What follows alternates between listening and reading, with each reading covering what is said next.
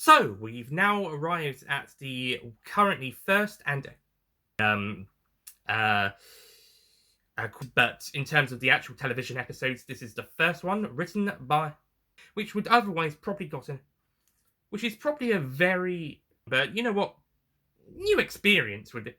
But I've had a new, but this episode has given me a new understand. But I've had a new, but I've kind of been away. Because there's enough time to jump into the review. As mentioned in the pre-review 2021 sketch, this is the first episode to be written by a writer from the classic series for the revived series. Although I did mention that Terrance Dicks did write some of the quick reads during the, and like I said, I expected it to go in, and I didn't think I gave it that much of a I gave it 7 out of 10 last time. It wasn't that much positive. Oh, by the way, Empress of Mars got the same score as its original review. Oh, by the way, Empress of Mars' Reputation review scores the same as the original review. It's still one of the weaker episodes of this. I might still consider it one of the weaker episodes of the series compared to everything else. But judging by this series, that's still an achievement. But judging by this series, this is an achievement. But judging by this series, that's nothing to be ashamed of, because this series is so good anyway. It's only really been Live the Land so far. That's not been that great. So yeah, I've had a new appreciation for this episode, and this is after. Now, whilst Bill actually gets well, I don't mind, and yeah, so yeah, we don't have to go all on. So I don't mind. So I don't mind, and neither should you. But I won't tell you what to do. It's a should, not a you have to.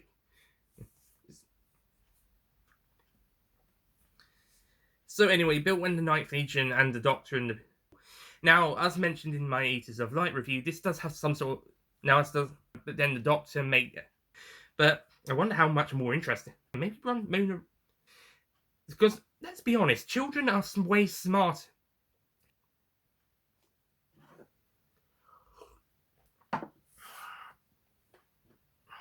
I mean, not everybody is the cleverest person in the room, but at the same time, doesn't mean we don't. I mean, not everybody. I mean, nobody.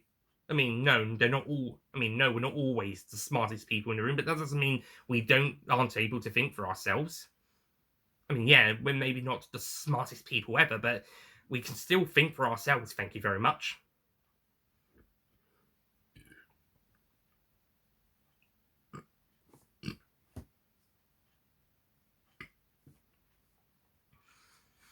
So this is a really, and this feels a bit out of character for the Doctor. I know he's he does now. Maybe the only reason this might make sense is because he's kind of gotten a bit frustrated with their attitude.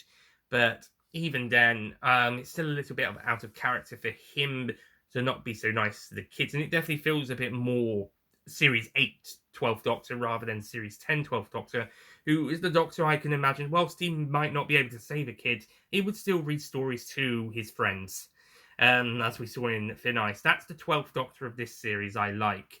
That's the 12th Doctor of this series that works really well, but this episode, he kind of goes back more to his Series 8 persona, which isn't too bad, but I think those little insults to the kids, I mean, maybe, yeah, but those little jabs at the Pits for being kids are a little bit out of character. And yeah, it's a good episode. You'd probably still get annoyed with them, but you'd probably still not directly insult them for their age.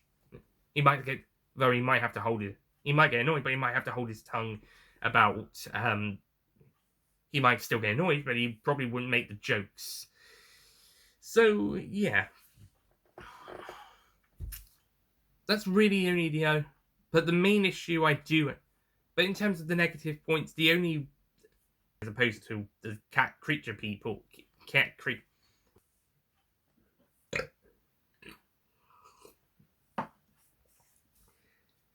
But as I mentioned, the story is still but yeah, and the fact that they're going car is in remembrance to fucking Berg. You come at the wrong time.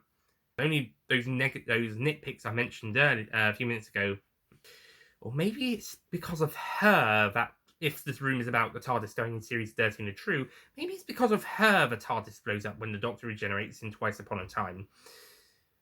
You know what? If the rumours of that do turn out to be true in Series 13, and by the way, once Series 13 comes out, this review is probably going to be dated, but maybe if those rumours are true about that happening in Series 13, then this would make a lot of sense. Then again, if Missy is trying to be good, then maybe it wouldn't make a lot of sense, unless one of the other masters popped back into alternate mistakes or something. I don't know. But yeah, or maybe it's supposed to be a joke or something. Either way, you know what, let's not bother maybe we shouldn't speculate in reviews, it's just not going to work. But otherwise, but besides what I said about it, and then the Doctor just says yes, but he doesn't really, and the Doctor says, yes, it is me, or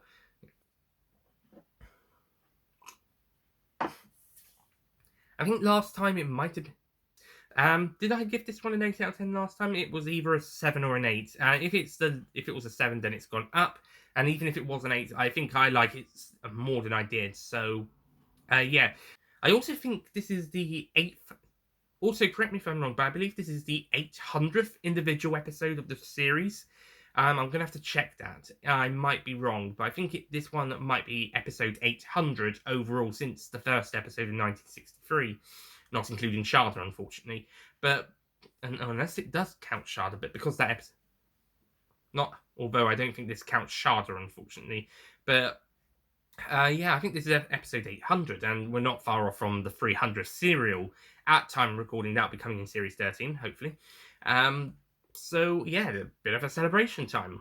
So, Eater's Light, I think it's a good episode. Unfortunately, I think this is the episode, but as in a more positive terms, I believe this is episode 800. I could be wrong about that, overall. But anyway, so that's it for maybe the next one. Spoiler alert. But then again, Live the Land and Eaters of Light, I have, so. But next story is going to be fucking awesome. Hopefully. Don't forget to click below to subscribe to the Nicholas Payne bonus content YouTube channel.